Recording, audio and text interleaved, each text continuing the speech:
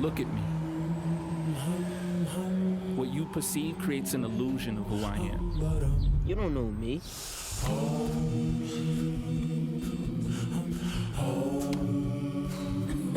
You don't know me.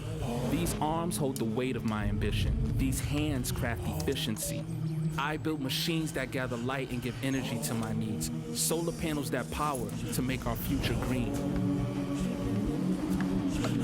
You don't know me. You just see me. My fingers are on the pulse of man's quest. I build robotics to inform what's next. In these innovations lie our success. You don't know me. I will belong to no limits. I code, I build, I create, I make. You don't know me. You don't know me. You don't know me. But you will.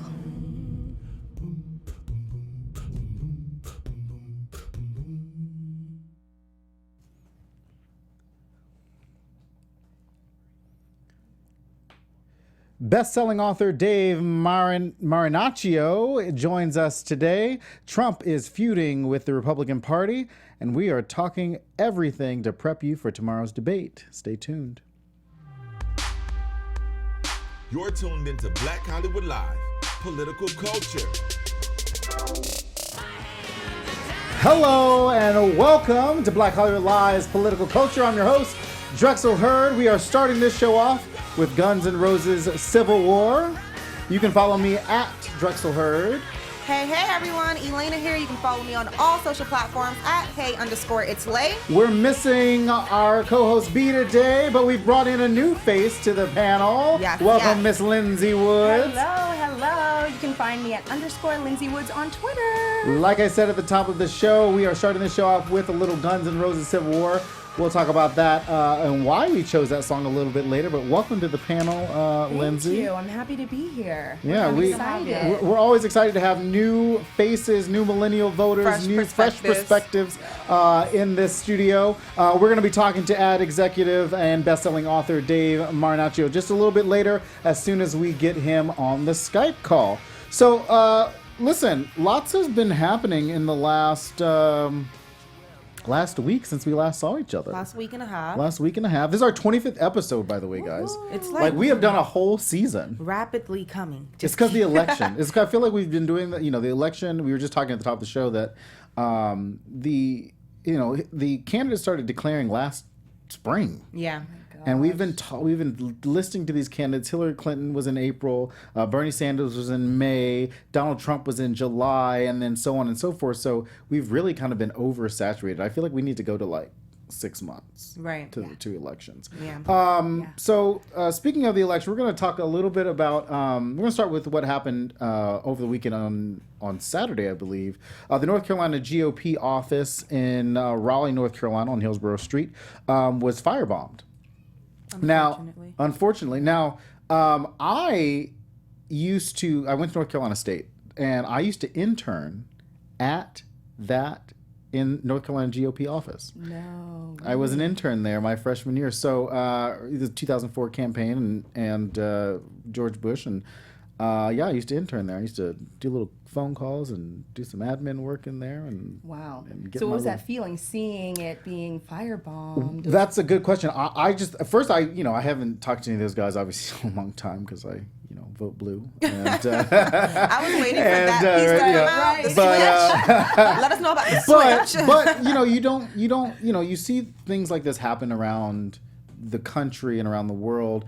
And like I said, things don't affect you until it's been a part of your life at some point. Right. And I said, these kind of events have no place in our political conversation, our society. This is not the way they respond. Now, we don't know who was a part of this. Right. Apparently at the same time, that same day, and the reports haven't come out yet, but I was reading that the Democratic Party headquarters was also hit with an arson that same day. Oh, so wow. Not in Raleigh, but in a different part of the city, because Raleigh has some outlier cities, and obviously nobody's reporting that because why?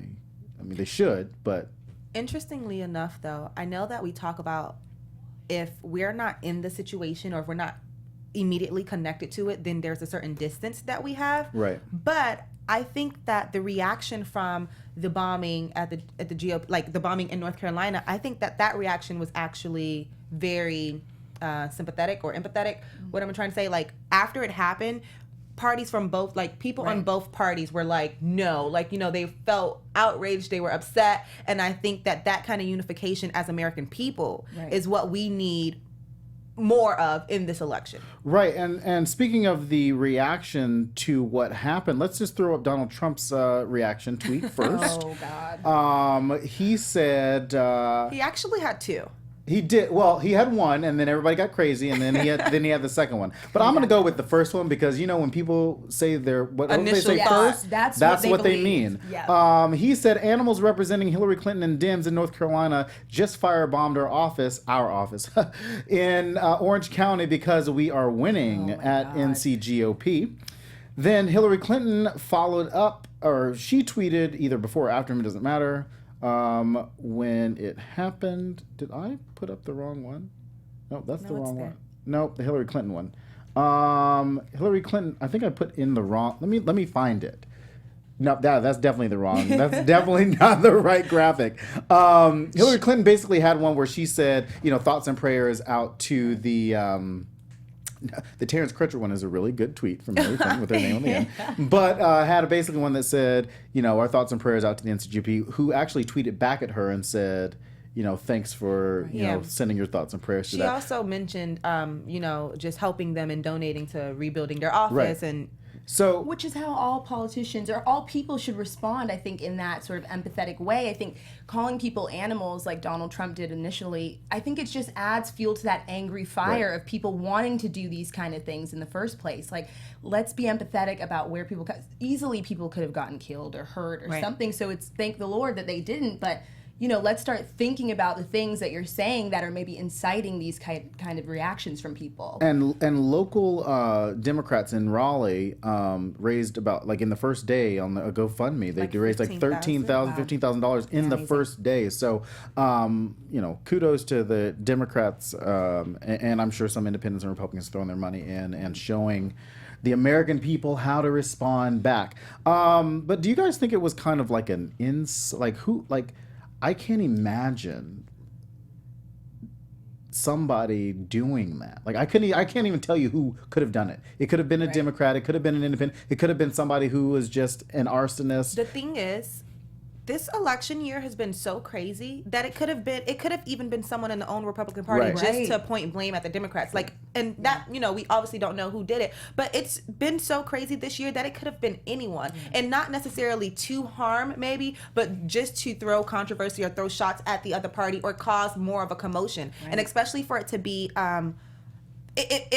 especially for the first one to have been at a Republican Party office, they know that it was going to cause some kind of emotion. They know that Republicans were going to point fingers at Democrats and Hillary Clinton. I feel like it was just another, like, you know, when you're throwing eggs and you finally just have to get something bigger to throw. I feel like that's what they tried to do. Yeah, and it almost reminded me, and just to your point on like this election was so crazy, it almost reminded me, you know, if I blamed the Republicans for bombing their own office, it almost reminds me of when by we I mean, you know, some people thought that the bombings in Chelsea, kind of like they went off, but nobody got injured, was somehow orchestrated by Republicans to scare people into voting for Donald Trump.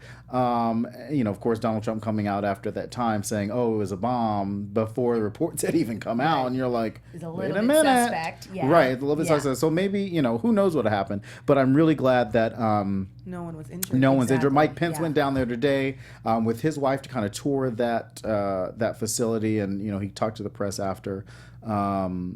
Basically, you know, he took that moment to talk about the election being rigged, and I'm like, that is not the moment for you to be talking about. That's the thing that stuff kills like me that. About this whole election. It's like politicians or people in kind of this sphere that don't understand appropriate times to talk about certain things. It's like these people could have easily been hurt. Something really horrible could have happened and it didn't. Let's not take that moment away from them and talk about the election being rigged. Like, what's going on? Or they're just so caught up in their own political Right. circle that, sometimes there is a disconnect. Yeah, maybe Right. that's exactly what you had said earlier, that disconnect where unless it's connected directly to you, somebody got hurt, then all of a sudden it's like you don't really care. Yeah. That's not how it should be. Well, speaking of disconnect, there is some happenings in the Republican Party. Now, we've talked about before how, back in 2010, when the Republicans kind of took over Congress, it was this wave of Tea Party candidates, and then they ended up taking over the House at the time, and then ended up taking over the Senate. So that was their first faction civil war problem that they had. And then, they were fighting with John Boehner, Speaker Boehner at the time, and you didn't know what was going to happen. They were threatening to shut down the government. They were threatening to oust John Boehner at the time. Then they lost that. So there was a lot of civil war happening. I don't know how the Republican Party has maintained itself since 2010 to now, but I think it's about to implode because Donald Trump right now has been feuding with the Republican Party and Paul Ryan. So we're gonna throw up the first. So the first tweet that Donald Trump sent out was the Democrats have a corrupt political machine pushing crooked Hillary. We have Paul Ryan always fighting the Republican nominee. So he took the time to not only tweet at Hillary Clinton, but Paul Ryan in the same tweet. So basically he's linking those two together somehow. I'm so tired of Donald Trump and his Twitter account. Can sure it be Twitter is- disconnected after the election? Just disconnect the Twitter. Well, it reminds me of when Ecuador, this side note, Ecuador, shut down Julian Assange's internet connection Right, yeah. in the Ecuador Assembly for many reasons other than WikiLeaks releasing all this information. But the Ecuador Assembly Embassy came out and basically said they disconnected it for interfering with the elections, but there were also other things to do as well. But the second tweet that Donald Trump tweeted out within minutes of each other said, Paul Ryan, a man who doesn't know how to win, including failed run 4 years ago, must start focusing on budget, military, vets, etc. Listen, we aren't surprised about when these tweets came out. I don't think that we were surprised. And I say that because we've been with you guys for 25 episodes. And over we've talked about how broken the Republican Party is and has been. We talked about them needing to reconstruct themselves and start back from the ground up. We talked about how Donald Trump being the presidential nominee for the Republican Party was a step back for where they need to go and how they should be moving forward. So his tweets on this scale and the attacking toward Paul Ryan, they've already had a lot of back and forth a few months ago. This is not a surprise. It's unfortunate because we already know that they need to rebuild their party because we need healthy opposition. We need healthy parties to be able to, battle for the American people. Him always going at people and throwing punches, it's ridiculous. And it's unfortunate because he doesn't know who to blame for his poll numbers. And we'll talk about those in a little bit, but it's almost like a kid who doesn't know where to throw his anger. Right. And he doesn't understand why he's not as popular as he should be. Over the weekend he complained about SNL after having hosted last year. Yeah. He opened last year. It was hosting, and now he's saying that he feels like SNL is not funny and should be canceled, and Because it's not going in his favor. Right. Yeah, exactly. excuse me, and that's unfortunate. And it's starting to have an interesting effect on down the ballot candidates. So right now Trump's out there talking about voter fraud. How do you guys feel about what do you guys think about voter fraud, that kind of claim? I mean, there's a lot to it, and he does make some points that make sense. I mean, people being able to vote with other people's names that have passed away. There's a lot that kind of goes into it that does need to be re-examined, I think, in the system. But I think he's using that as kind of a crutch for himself, and it just doesn't make a whole lot of sense. I mean, especially since no one's voted yet. So what are you talking about exactly? Right. I think that's a big thing. Right, and I mean, people have started voting. We started to get our ballots here in California and other states. Democrats are actually well ahead of Republicans in terms of early voting right now. But you can't rig early voting. Okay, so when it comes to Trump talking about fraud, we talked about voter registration. I guess. How do you? what am I trying to say? Prohibiting. We talked about voter registration ID Right. laws and things Right, like right. that, and just I guess the problems that you can run into. So there is such thing as voting fraud. We get that, we understand that, but for him to be claiming it right now, I feel like he wouldn't be claiming it if the poll numbers were in his favor. Right, and today he said I don't believe the polls anymore, but he believed them when he was up, Right. and I bet he believes them in Ohio where he's up right now, like barely. Unfortunately, Donald Trump is like that fifth grader where if you are not giving them the candy, giving them the ice cream, feeding their ego, they're gonna retaliate against you. Like you feel like he's bipolar almost. Right. It's like 1 minute we're cool, the next minute we're not. Do you like me? Do you not like me? And that's how it is with him in this election. If we're not for him, if he doesn't feel like he has majority, he's breaking. Well, I think that's his mentality overall. I mean, you look at his business practices and you can see a man that when he believes that he should have something, that's what he's going to go after and do. He believes that he should be the president and he's well qualified to be. And that's what he's going after. And when he sees polls where people don't agree with that, all of a sudden it's like, I don't understand. Obviously there's something wrong with these polls. I don't believe them. SNL is not funny. You know, he believes in his heart that he needs to be the next president and doesn't understand why anybody else doesn't agree with him. Yeah, and if you've seen Donald Trump's tweet storms in the past, when Apprentice didn't get nominated for an Emmy, he went on a tweet storm and talked about how the Emmy ratings were bad and that they would be great if they had, the ratings would have been great if they had nominated The Apprentice. Like what? Like one show would raise the ratings of an award show? And then he went on a tweet storm back in 2012 about how Mitt Romney was a failure and how Republicans chose a bad candidate. And so I'm a little bit worried about how. If he's going to concede, and we talked about that before the show started, but it's clearly affecting down the ballot races. So this year, and we're going to throw up this Senate map, there are 12 Senate seats that are up for grabs right now in New Hampshire, Pennsylvania, North Carolina, Florida, Indiana, Illinois, Wisconsin, Missouri, Ohio, and a couple other places. Right now, there are a few close races. In North Carolina, Richard Burr is at +1. Now, Richard Burr has been there for a while.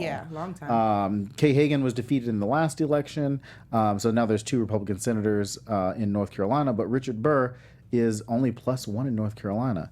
And we'll talk about North Carolina just in terms of where Hillary Clinton is in a little bit when we get to the national average. In Nevada, for Harry Reid's seat, the Democrat is +2 right now. Nevada is really a key state right now in terms of in terms of Democrats controlling the Senate. Rob Portman in Ohio. Ohio is kind of probably going to stay red. And Marco Rubio, who didn't even want his job in the first place, is only polling +4 in Florida against Chris Murphy. So I think it's going to have an effect on how these Senate I have no idea what the Senate races are going to do.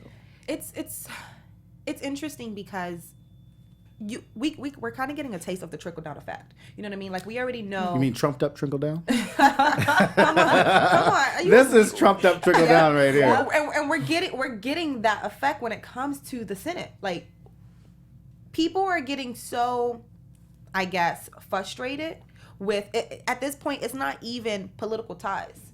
Like I feel like the way that the numbers are going to go, they're going to increase probably in the Democratic Party favor, not because more Democrats are getting out to vote, but because there are American people who feel like anyone affiliated with the Republican Party at this point or with Trump in support of Trump is bad business. Right. And you've kind of seen that through the and I'll let you jump in here in a second, but you've kind of seen that in the Senate race debates. I don't know. I mean, I'm a nerd and I watch C-SPAN sometimes, so I just turn on the debates. But like Marco Rubio during his Senate debate kind of backed off of Donald Trump this week. There was a couple. I watched the Vermont Senate debate last week. That Republican kind of backed off, and so you're starting to see that Rob Portman did the same thing over the weekend by saying, "Listen, the election is not going to be rigged. Donald Trump needs to tamp it down.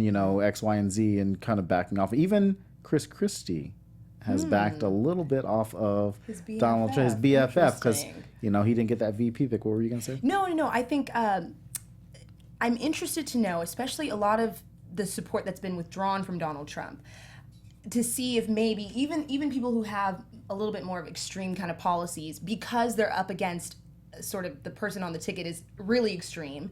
I wonder if they'll be seen as a little more moderate and people will want to go with them, especially if they're withdrawing the support from him. Because I think as long as they're not in the Trump sort of field, I guess, some might be saying, okay, well, yeah, they're Republican and, you know, they're not supporting him, so they're probably not that bad. So I wonder if that might be, if we take too. it out of the Senate and go back to the presidential candidates, we thought that was going to happen with his VP pick. You know, his VP pick is a lot more calm and not as extreme as Trump, although he had very extreme policies and stances, you know, as governor and mayor and things like that. As his vice president, they just thought that he was, you know, a lot more reserved or calm. And now he's starting to take, like we mentioned, you know, him in Raleigh this today. You know, he started to take some of those like conspiracy theories. Maybe they feel like they're pushing Mike Pence, but I'm really surprised that Mike Pence, who is still governor of Indiana, who there is a very close race in Indiana right now in terms of Evan Bayh retaking that Indiana seat, and I'm surprised he's not like tamping down his rhetoric a little bit. Like he's already the debate's over with him and Tim Kaine. Right. Like he can't really help out Donald Trump that much because nobody's really paying attention to Mike Pence, and the money's not rolling in either. Right. So Mike Pence isn't really helping that ticket. I still don't know why he was picked, but because I still don't know why he's picked. But I'm also surprised that Democrats have kind of, especially the Clinton campaign, has not done a really great job of hitting Mike Pence as a candidate, because it should scare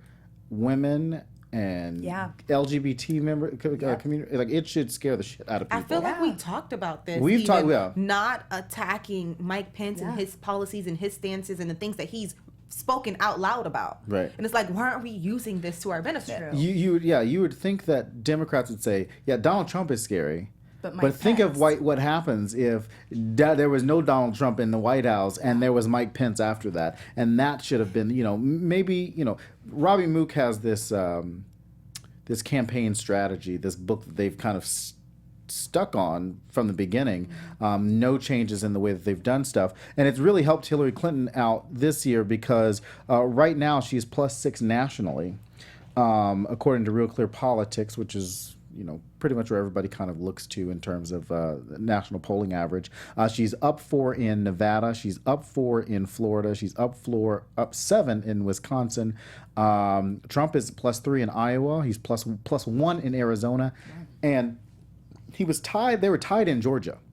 And I was watching by watching Fox News, I mean I was reading an article from Fox News. I would never waste my brain power on that. But they started to change the map a little bit in some of these more generally Republican states where it was like likely Republican. Now it's like light red, like lean Republican, toss-up state right now.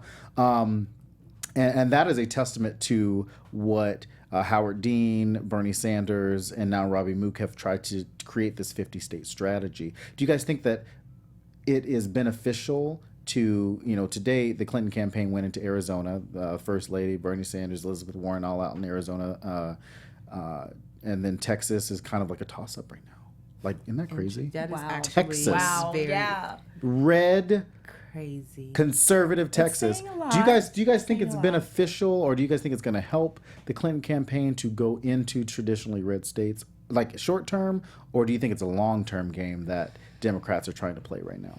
I think it could be either or. I definitely see the short term effects, but it is definitely going to have some type of long term effect, just depending on what happens, after the election and for the things to follow. But I definitely see the gain in the short-term effect. They need to go into these states that are predominantly conservative, that are predominantly red, because those people, most of those people, and I say those people as in the Republicans, most people who vote for the Republican Party, it has a lot to do with just political ties. So it's not necessarily that they are in favor in Donald Trump. It's just that they are a part of the Republican Party and they want to be loyal. Right. So with the Hillary Clinton campaign going into these states, it gives them a chance to see her in a different light, see what she stands for in a different light, and kind of speak to the change that they want to see as well. And hopefully it's not like you can't sit with us kind of thing, and they actually are open, That's hard because I feel as though a lot of the people who are still Trump supporters in those kind of middle sort of states, it's more of they see in Trump sort of, I guess, something in themselves. He's speaking to something in them that Hillary could never tap into, being a career politician. I know a few things that they're tapping into. But I think those are things that Hillary is not, standing for, and Trump is. Trump is saying those things at his rally. He's speaking to these sort of people that feel as though after 8 years of having Obama in, they were kind of silenced, and now they have somebody who's a mouthpiece for them. And I don't think that that's something, Hillary's going to be able to break. Right. I'm not sure. And you've kind of seen, and we talked just a little about the civil war that's happening with Donald Trump and Paul Ryan. Over the weekend, Paul Ryan kind of let it slip. I think he's setting traditional Republicans up for disappointment. And just to say, great, we got it, we understand, but we need to protect some asset. We need to protect the House. We need to protect the down the ballot. Because he basically told the world that if Democrats win control of the Senate, that Bernie Sanders would become the chairman of the Senate Budget Committee. I think that was a mistake for Paul Ryan to say. No, I think it's great for Democrats. Yeah. I think it's terrible for Republicans to think that, for him to have said that, because that will mobilize Bernie Sanders supporters who might have been on the fence to get out and say, oh, well, Bernie's going to be in charge of the budget. And I put on Facebook today, I don't think there's anybody more qualified right now to run Senate Budget Committee. Elizabeth Warren is great, but I think you also need somebody. I think you don't need a mathematician in the budget. I think there's plenty of mathematicians there who can kind of give us the budget. But I think you need somebody who has the pulse of where the money should go to kind of lead these people and say, hey, give me the number. Let me find out where... or let me tell you where this money should go after that. And I think that will only benefit Clinton White House and the priorities that Bernie Sanders supporters have wanted in terms of single payer. Yeah, you shift that money into single payer. You shift that money into climate change. You shift that money into infrastructure. And that can only happen with a Senate majority and with Democrats in the White House. Because even with Bernie heading up that Senate committee, a Republican president like Donald Trump would veto anything that came out of that budget committee. And I think that's what people have to remember is that, Bernie might be in a position of power, but it won't help him if he can't get anything through. And it always just, It'll be what we saw the past 8 years. Right. Everything that tried to go through. Shut down. Which John McCain tried to be sneaky over the weekend and say that Republicans would block any nominee, a Supreme Court nominee that Hillary Clinton put up. Then he had to walk it back. And he was like, we're not gonna. I mean, I'm playing it cool, but John McCain's not that cool. But he was like, we're gonna block any Supreme Court nominee that Hillary Clinton puts through. And then his staff was like, no, he didn't really mean that. What he meant was we're gonna vet them and blah blah blah. Right. You're like, oh, we heard you. The first thing that he said is what he meant. Just like the tweets with Donald Trump that he'll try and backpedal on. The first thing that comes out of your mouth, that's your truth. So. Hillary Clinton is, according to 538, which is Nate Silver's website, Hillary Clinton has a 87.6% chance of winning the election. Donald Trump has like a 12% chance. And they predict that she will get 300, at this point in the election, she would get 344 electoral votes to Donald Trump's 192. So where do you guys think the state of the election is right now? Shambles. I mean, in terms of that's where we've been. In shambles. In terms of November 8th, what are your predictions on November 8th? I have a feeling that we're going to get a strong turnout. If no matter what happens on election day, I think when we look back at the numbers as far as how many people actually gone out and vote, because in the previous years we've kind of seen people who just don't exercise their right. I do feel like with all that's been happening this election year, the phrase of just go out and vote has more meaning, I think. It's powerful this election year. So I think that there will be a very big rise in numbers as far as how many people are actually exercising their right to vote. Right. I would hope so too. But I mean, there's been so many things that have happened that were so completely unpredictable, things that candidates have said, things that they've done. I mean, specifically Donald Trump, that it's so hard to predict what's going to happen even in a month's time. So I'm very interested to see. My hope as well is that we have a strong turnout. But I mean, honestly, you never know what's going to happen. What's the next thing that's going to be said and done? And fingers crossed that people can even get out and vote. Right. And speaking of unpredictability, like, you know, over the past like 2 weeks, you know, WikiLeaks has kind of dripped. You know, I always try to remind people that when the media says Hillary Clinton's emails, they're not actually Hillary Clinton's emails. They are somebody else's emails about Hillary Clinton. So the media has kind of trumped up this whole it's Hillary Clinton's emails type thing, and you're like, but you're reading John Podesta's emails, and you're reading Huma Abedin's emails. You're not really reading Hillary Clinton's emails. But one of the things that you know, people forget is that we've heard much worse throughout this year on both sides about Hillary Clinton, and their unfavorability numbers are the same now as they were in January.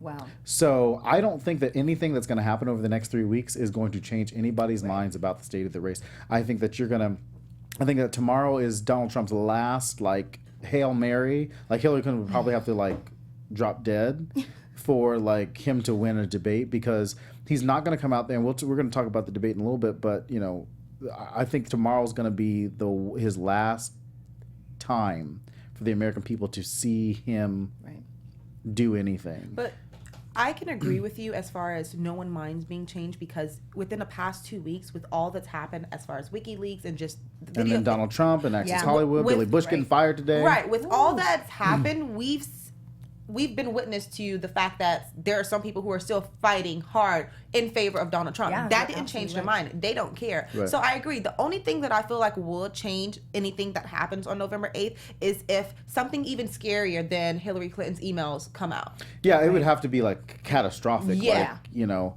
I think Russia tried to do this whole like scare tactic over the weekend. We're going to talk about Russia in a little bit, but where they basically told everybody, like, pull your people back to the motherland. Pull your people back. Back to Like, the what in the motherland. world is happening? So I think they're trying to scare people. And then, you know, you had a foreign minister in Russia basically saying, oh, well, America should, you know, if you don't vote for Donald Trump, then you're going to be in another world war. And I think that's where those are the type of things that I think countries that have a vested interest in the United States' decline as a superpower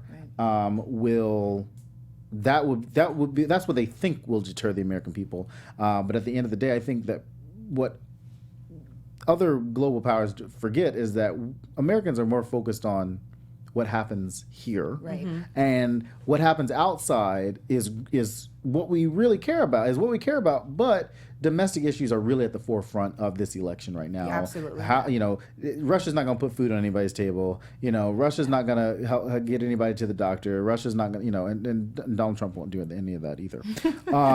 So I think we'll see what happens. Actually, there's an independent candidate, Evan McMullin, is tied with Hillary Clinton in Utah, and just a few points down with Donald Trump. So, you know, Utah has 6 electoral votes. So Evan McMullin might just pull out an upset in Utah. And pull those electoral votes from Donald Trump. So we'll see what happens then. Speaking of international news, we just touched on Russia.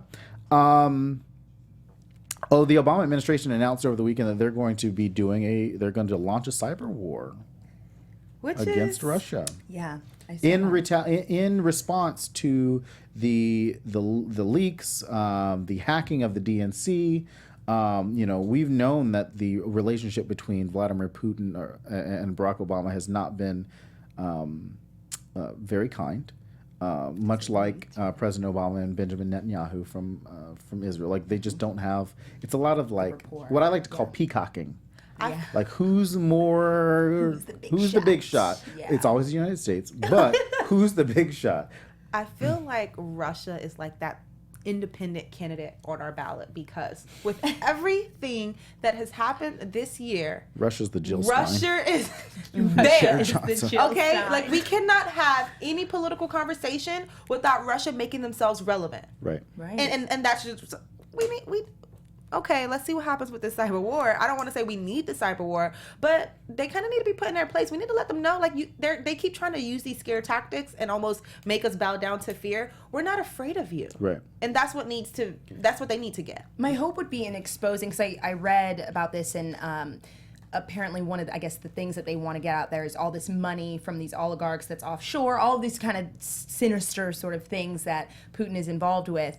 And I would hope that maybe they would share some of this information. And I hope maybe the Russian people get to see some of this, because I know maybe this is not information that they have readily available to them. So if you're going to launch a cyber war, I hope that it's something that the public gets to consume as well, that we get to see what's going on, because I think that's super important just to kind of know what's going on. The CIA would be and will be launching a cyber covert action on Russia. They said they began opening doors, selecting targets, and making their preparation for an operation in terms of a proportional response. And at the same time, Russia is running ads telling their citizens to know where their bomb shelters are. So, Wow. So there is definitely something brewing, but I mean, it's been a very long time since there's been an international conflict here in the United States, and it's very scary, but I think that Russia is almost like a bully who doesn't quite have the capability to launch an attack on the United States. I mean, they do, Right. But not in the response that they make it sound Right. like they do. Like Donald Trump's cousins. Yeah, Like yeah, exactly. Like Donald Trump. That's who Yep. lives in Russia, all of his family. And Paul Manafort and everybody else. So I mean, we'll be keeping a good eye on Russia and trying to figure out what's going on there. Also across the water, Iraq went on the offense to take the city of Mosul back from ISIS. Donald Trump brought up Mosul, but he brought it up probably not knowing where it was, because I feel like during the debate he was talking about Syria, and then he was talking about Iran. I don't think he quite knew what he was talking about. He kind of Iraq skipped a little yeah, bit. and then went straight to Mosul. So Iraq has gone in to take over that. Here's my question though: how do you guys? So Iraq wanted to take back their city.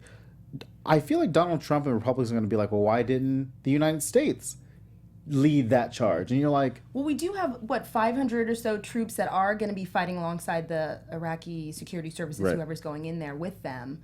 But, yeah, maybe they want to see more people involved. I don't know. I think maybe that's been something with the U.S.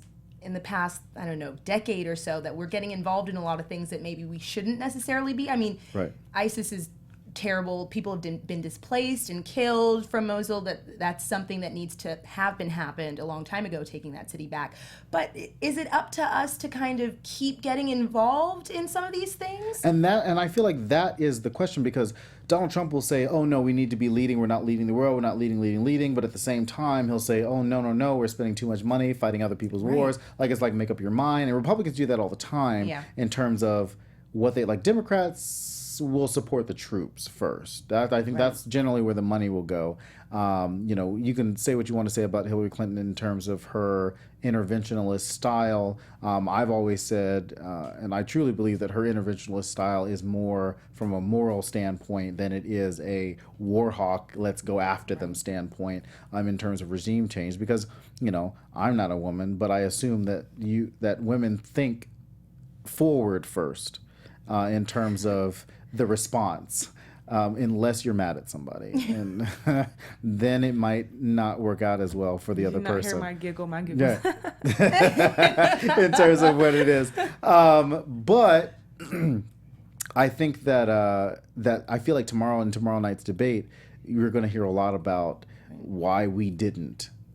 Right. Why didn't we lead on X, Y, and Z? When it comes down to it, though, we have to be smart, and I do think that we've been fairly smart about picking and choosing our battles and knowing when to go in and when to step back. And I think that this was just one of those cases. So if we would have gone in and tried to fight back, and we did lead it, then of course we would be teased that we would be teased at and poked at because we went in and spent money on it. Because we didn't, we're going to be like, you just can't win. Right. You know what I mean? It's like a lose-lose situation. Right. So no matter what the decision was, it would be a problem. My hope, though, would be that instead of kind of taking this invasive action of sending troops out to fight, why don't we spend those resources that on the troops once they get in there to help them rebuild the infrastructure so people can come back to their city and live and thrive like they did before ISIS was there. Instead of giving you the manpower to fight, why don't we help you with the tools to kind of rebuild? I think that's kind of more important. You would think that that's what they would do, and I'm sure that somebody suggested it. We'll see what We'll happens see what happens. tomorrow. That's true. Hopefully, so tomorrow night we talked about the debate. Hopefully, as President Obama has said today in his press conference, he had his final state dinner today, or state visit today from the president of Italy and his wife, or the prime minister of Italy and his wife, and he basically told Donald Trump to stop whining. So hopefully Donald Trump will stop whining during tomorrow's debate. Tomorrow's debate will be set up is in Las Vegas. It will be set up just like the first debate, so 6 segments, 15 minutes. Chris Wallace from Fox News will be moderating this debate. And yeah, they're throwing a photo up on the screen, so basically it'll look just like that. Like it did in the first debate, because that's the picture from the first debate. Chris Wallace is going to talk about immigration. He's going to have questions on debt and entitlements, something that I think Donald Trump will be very strong on, just sounding like he knows what he's talking about. Immigration, the economy, another strong place where Donald Trump pretends like he knows what he's talking about. Supreme Court, foreign hotspots, and fitness to be president. I don't know why they threw that in, because I think Donald Trump is going to be very nasty about. Is he still harping about this pneumonia? Yeah, Hillary I don't. situation? And they released an ad about Hillary Clinton, whatever. I feel like at least weird. one question of each debate for the past 2 debates that we've had has talked about some kind of fitness of president, endurance. Can Do we you think switch it's going to that be to good? student loan debt? Yeah, Like, some hello, social Chris Wallace. issues and some stuff like that. So we'll see a little bit of that of all that tomorrow, and see how Hillary Clinton and Donald Trump kind of end their last bit of stuff. So that starts tomorrow night at 6 o'clock. Well, 6 o'clock our time, 9 o'clock on the East Coast. So make sure you guys check your local listings for that. So thank you. We missed Dave. We'll get Dave back on a future show. Thanks for coming out today. Thank you for having me. It was fun. Yeah, we had to come back I'll be anytime back. you want to. I thought it was great. At the door. Hey, guys. Tell everybody where you can find on Twitter. At _Lindsay Woods on Twitter. Check it out. And of Thank course, you. as always, you can follow me on all social platforms at hey_it's Lay. And you can find me on Twitter and Instagram at Drexel Heard. Before we go, though, we are going to throw up a little bit of this weekend's SNL. Yay. Watch this.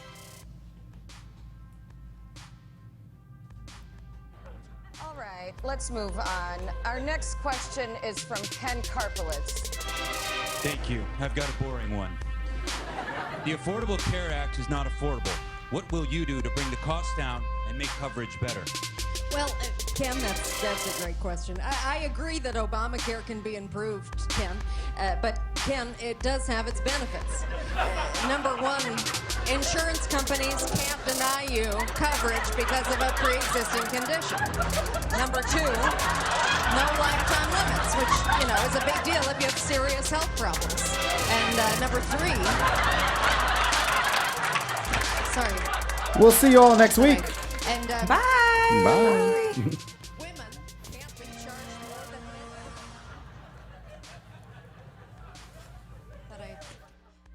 Women can't be charged more than men for health insurance, okay? And number four.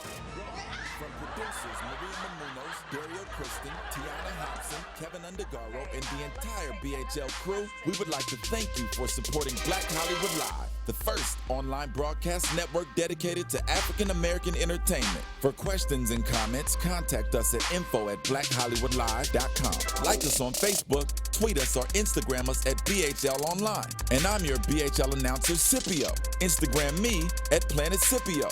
Thank you for tuning in. Hollywood Redefined. The views expressed here are those of the host only and do not necessarily reflect the views of BHL or its owners or principals.